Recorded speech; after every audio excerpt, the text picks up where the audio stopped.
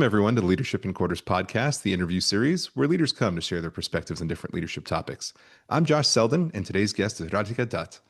Radhika Dutt is the author of Radical Product Thinking, the New Mindset for Innovating Smarter, which has been translated into Chinese and Japanese. The methodology she introduced in her first book is now used in over 40 countries. She's an entrepreneur, speaker, and product leader who has participated in 5 acquisitions, 2 of which were companies that she founded.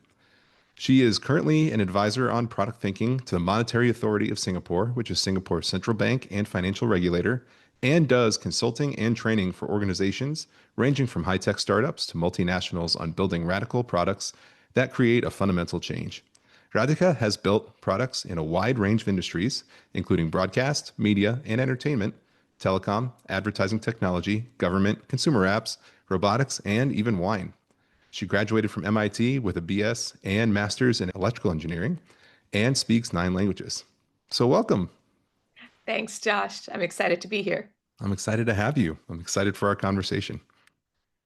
So let's jump right in. I know we want to talk about workplace culture and the old school style of KPIs and how all of that impacts the culture that we have, and maybe some different ways of thinking about it, which I know has not really been looked at in a very long time. So can you start us off by really talking to us about how performance goals and KPIs impact culture and what we've seen over the years?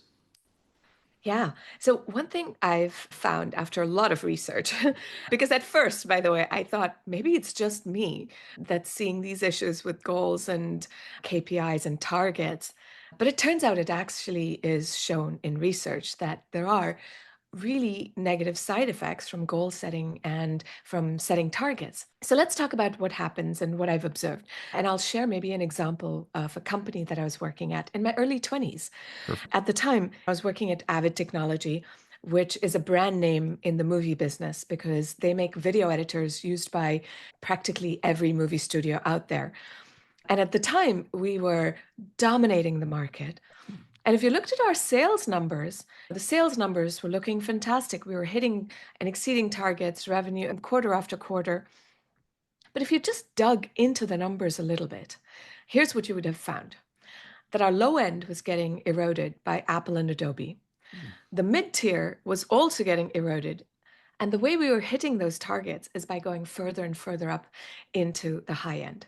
Oh, So the message in this, right, is that by hitting targets, you're often covering up the problems that lie deeper in the business. mm, The US CEO of Walmart, who now has left, Greg Foran was his name, but he used to say profitability hides a lot of sins. He was saying how even Walmart's profitability was hiding a lot of sins, the underlying issues in the business, the engagement from store attendees, the empty shelves, the items that had not been restocked, the state of the bathrooms. All of these are those parameters that you might not be measuring as part of your targets and OKRs that get neglected. And so what happens with goals and OKRs is, and Andy Grove, the legendary Intel CEO, said this: leaders are the last to know. Because what you get is not the real information from the trenches, but what people have the incentive to share with you. So when you set a target, the incentive for an employee is to say, I'm a high achiever. Look, I've hit your target. But what you really want them to do is to look at those bad numbers, look at the low end being eroded and saying, wait a minute, what do we need to do here? Maybe it's not even that we should invest more on the low end. Maybe it's really that our market is getting commoditized. How should we adapt as an organization? That muscle for experimentation, learning, adaptation is what erodes with goals and targets. So in an organization or even a professional world that I feel like has been built on that thought process, how do people go about changing and flipping the script on that? Because I think, as you mentioned all that, you're exactly right. I think of, even as I've come up in the company that I work in, the joke was always no gap, no yap. Anytime that you look at your KPIs and if you have no gap, you just go on to the next thing because I'm not going to talk about it because I have no gap.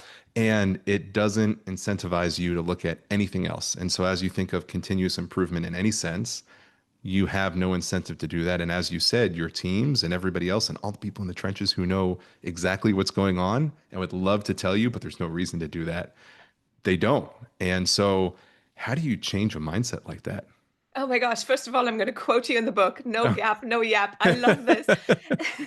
This is what Intel's CEO, Andy Grove, talked about, that organizations that are doing well get complacent. And this Yeah. is exactly the phenomenon that you described so articulately. So, what is this mindset shift I talk about? What I talk about is moving from a mindset of goal setting to one of puzzle setting and puzzle solving. And I think this is a profound shift because if you think about the words puzzles, nobody talks about that in the corporate world. Not In the at all. corporate world, we've only ever talked about goals. And yet, this mindset of puzzles is really powerful. I'm going to try this experiment with you. We're going to try it live. Uh-oh. I'm going to ask you two questions. Okay. Just think about the answers, and more than the answers, sorry, the feelings that are invoked by each question. The feelings. So the first question is, what goals do you want to achieve for your business this year? How does that make you feel? And before you answer, I'm going to ask you to compare. Okay. What puzzles do you want to solve for your business this year? What puzzles? To me, it feels like initially I like the question because it makes me feel like I have ownership in both questions, which is great. I feel like goals seems much more closed off. Goals make me think I have one area I'm trying to get to, one output, one end goal, and kind of it feels like there's maybe even a predetermined way to get there. Where puzzles make me think more of creativity. Puzzles makes me think that there may be different ways to get there. I may be able to evaluate the situation a little more and use my mind as opposed to just walking in that straight line and doing what I need to do to hit that goal. Wow. I love your answer, and it's so articulate. Like a lot of people will share, and here's what I heard, but I really want to dig into what you said. Sure. Here's what I always hear in workshops and in talks, that goals, they drive this feeling of this task focus, which is what you were talking Mm. about, but also that it's driven by someone else. I have to do this because someone else set this for me. Whereas puzzles are more about this internal drive and this curiosity, where it's more, I want to solve this puzzle. I want to know the answers to these questions. Like, Right. how do I solve this? But I want to dig into what you said, because what you just described is exactly actually what research shows, that you hit on something that research has proven, but we don't know about it. And it was just based on feelings. So I'm truly Right. fascinated by that. Oh, And awesome. what you talked about, that goals drive you towards one way versus puzzles. There may be many ways of solving this. Mm. What research shows actually is that goals work well when there is one right answer to the problem.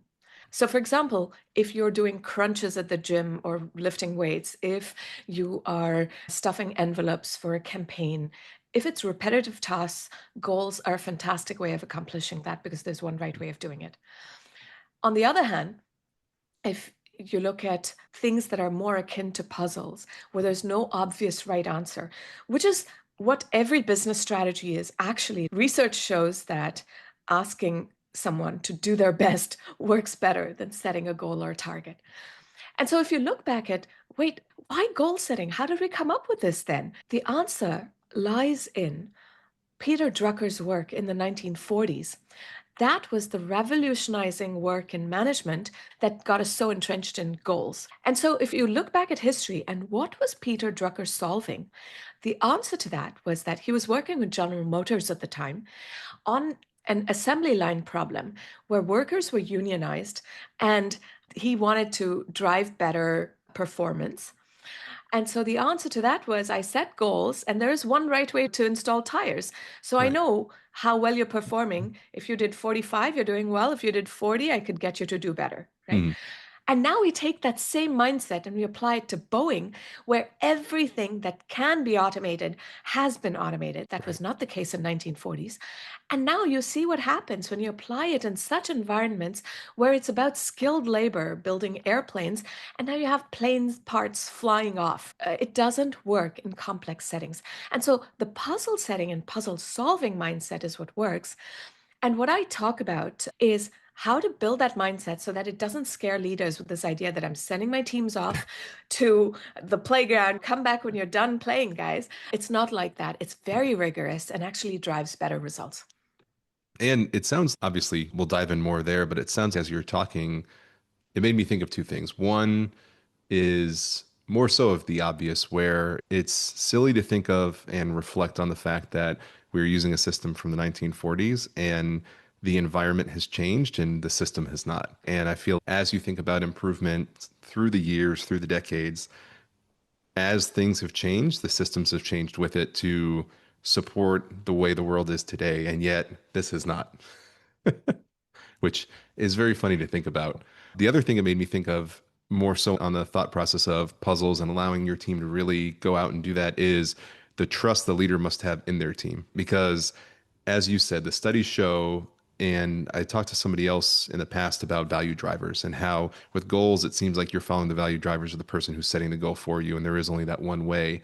But your leader must have trust in their team, and you must build that culture of trust to be able to go forth and allow them to solve those puzzles in their own way and not jump in and say, I wouldn't do it that way, or here's how I would do it, because I feel like that kills the creativity that you're now trying to allow everybody to have. And even there's a balance. But I love what you said. So let's unpack both things. The Yeah. first thing about our methodologies have not changed with the times. My observation there is because we keep relabeling and repackaging those methodologies to make Hmm. them sound new. Because those management by objectives by Peter Drucker, then Andy Grove, he relabeled them OKRs and instituted that at Intel. And then in the 80s, there was SMART goals that came up and KPIs. And then in 2018, John Doerr evangelized OKRs or objectives and key results again. Larry Page from Google was saying this is the secret to our success.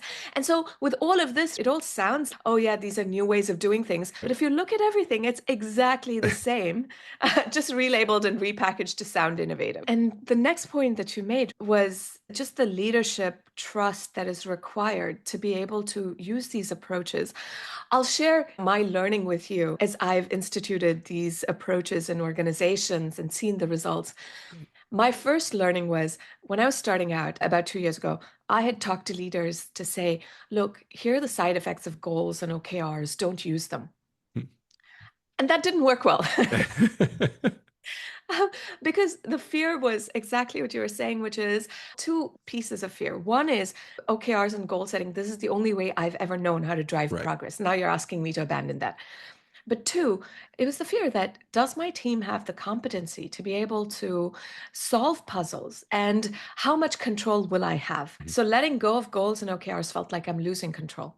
And so what I ended up doing was while I shared the side effects of goals and OKRs, that look, this is the reality in terms of what is actually happening. You're the last to know. You don't get real information from the trenches. But rather than asking leaders to drop it, what I did was I started introducing puzzle setting and puzzle solving Mhm. to the teams. And so here's one example. So there's a company called Signal, they're in the maritime industry. And they have a data platform that helps match shipping vessels to cargo so that how Wow. do I match the best vessels to the best cargo so that I can optimize my profits? I started working with them and they were using OKRs and sales had stalled in 2023. Hmm. And so the thing was, even though they had set all these grand targets and this was the way of motivating people, they hit some targets, didn't hit some targets, but sales had still stalled, usage had still stalled. And so we brought in this approach of puzzle setting and puzzle solving. So let's talk about what that framework is. Yeah. I call it OHLA, which stands for Objectives, Hypotheses, Learnings, and Adaptations. So the O for objectives is how I set the puzzle. So instead of objectives just being this arbitrary, we want to grow the business and here are your targets, objectives is how we set the puzzle.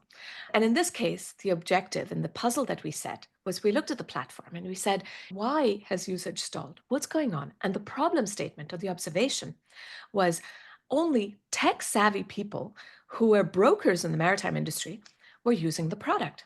Hmm. So that's curious.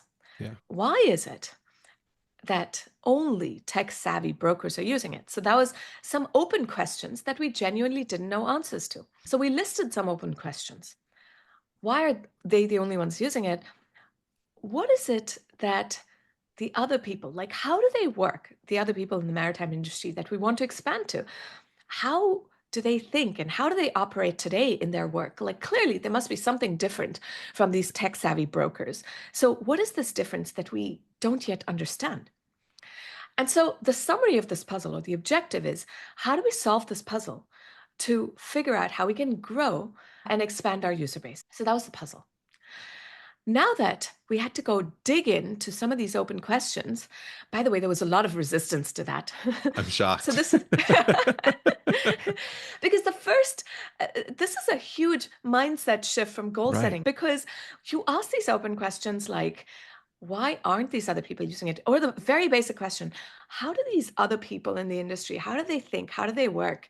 What is their workday like? And these are things that people feel like, why don't you know the answers to this? In fact, the salesperson said this to us. You should already know this. Why are you wasting my customers' time by asking these questions?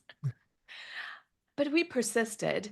Yeah. And because they saw that with every customer interview, that we were understanding our learnings and sharing them in terms of how we were going to adapt. So they were starting to see value, but it took a little bit. It took a solid 6 months. Wow. Yeah, to build this, because it's a B2B industry and it was tech averse. So it took some time. Your results might look better if it's not as tech averse as this industry. Okay, so then puzzle solving. Because now we started understanding the mental models as we talk to our customers. We started understanding how they think. And at first, by the way, our experiments that we had tried hadn't really worked, because we were trying things in terms of improving the user interface. But before we set the puzzle, we were jumping into the solution space really quickly. And this is what happens in companies. And this is what we've learned. Just iterate, try things. And it turns out like, no, actually, you have to stay in the problem space. This is why the puzzle part and asking questions is so important. Because if you knew all the answers, it wouldn't be a puzzle. So shall I jump into puzzle setting, or do you want to share any thoughts? Yeah, I'll share a thought first. I think the two things I took away from the O and the objective is, one, really understanding the problem statement and making sure you actually understand the problem statement. Because I feel like a lot of times we think we understand the problem, but we don't actually understand it. And we don't spend the time truly understanding what we're trying to solve. We just assume we know what we're trying to solve. And then, like you said, we jump right into the solution side. And then we many times solve the wrong problem or don't solve anything at all.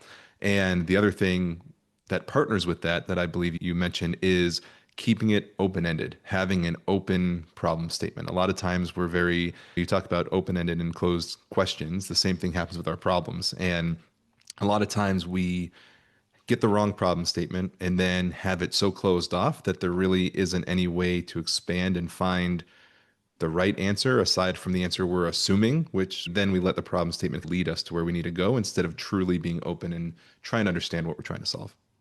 So true. And part of what I've seen is the reason we do that is because the open questions, they leave us with so much discomfort. There's vulnerability in saying, I don't know this. There was a leader at Adidas who was using this puzzle setting and puzzle solving with her team. And in one session, her team said to her, why don't you know the answers to this? That's the whole point of goals and targets. You arrive at it from a place of knowing. And she had to say, we're going to figure these answers out together. That's the puzzle. I'm going to solve this puzzle with you.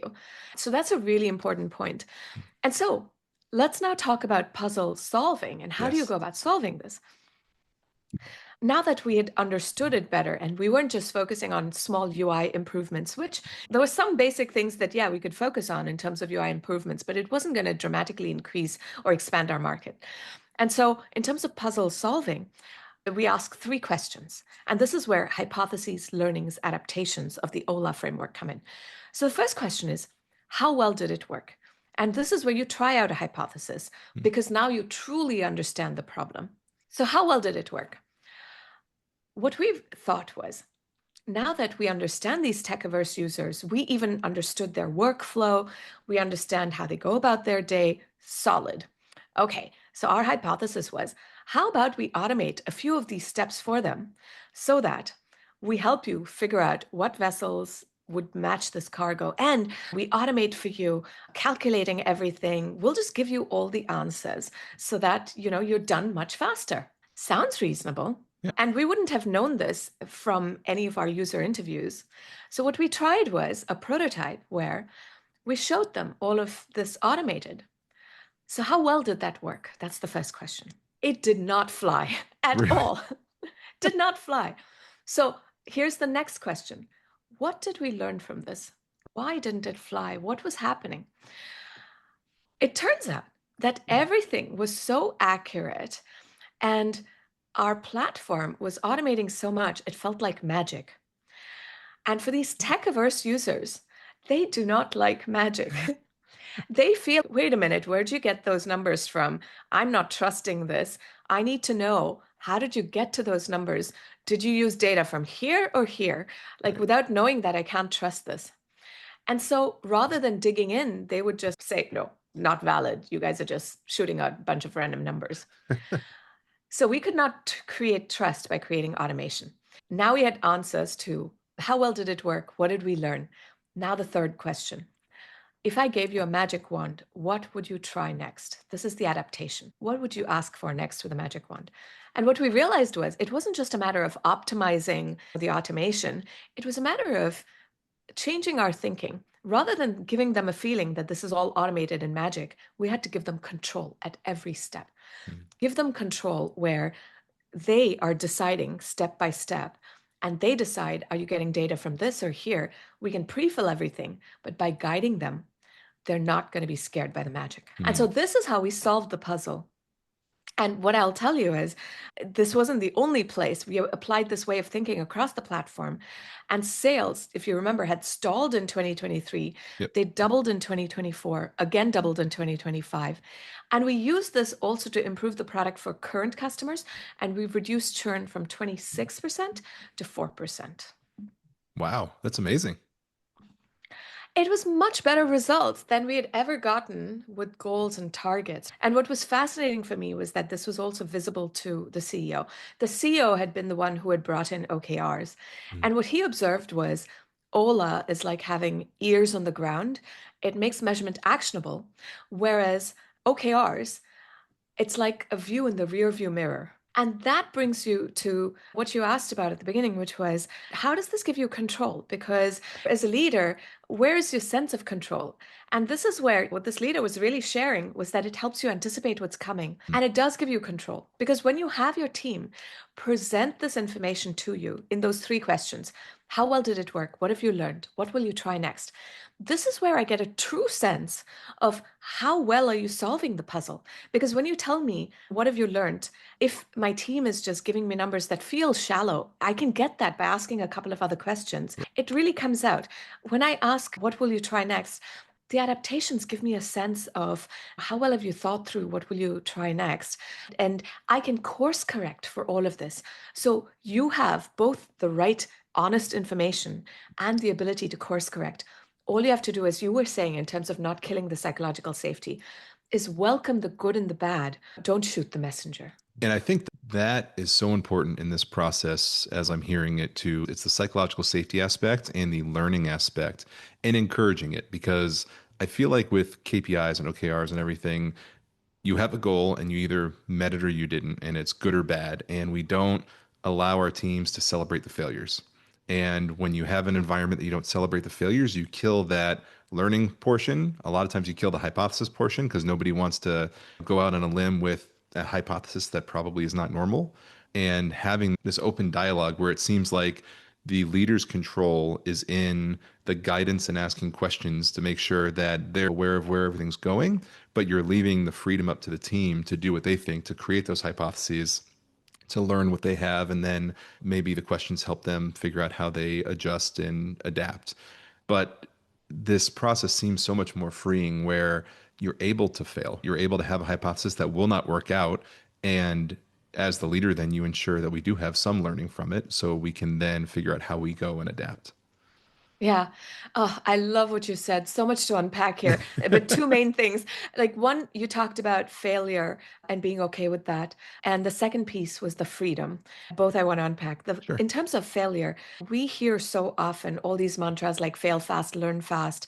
And Amy Edmondson, who talks about psychological safety, wrote a book, The Right Kind of Wrong, where it's all about making sure that failure is okay in the team. How do you fail in the right way? But despite all of these books written and these sayings about failure, the reality is the very word failure is very hard to deal with. Nobody wants to fail. By the way, if you look at this next generation, failure, like they've been taught you can't get anything less than an A. This whole idea of fail fast, learn fast, it isn't part of their mental models at all. And while we want to embrace this idea of failure, that is not reality. And I found that both wording and mindset of puzzles is much better than talking about failures, because puzzles is about open questions. And I don't talk about failures necessarily when I'm trying the Rubik's Cube and this algorithm didn't work. It's more like the answers to the how well did it work? What have I learned? What will I try next? It's more focused on those questions and how I'm continuously learning so that I can do a better algorithm for this Rubik's Cube. So this wording is better. And then the second piece of what you said about the freedom for your team, this is another aspect of leadership that we hear often. You hear as a leader, oh, you should be delegating, delegate. But I find that delegation is so hard, especially because as a leader, you've built a lot of intuition through hard lessons. And that intuition is hard to translate for your team.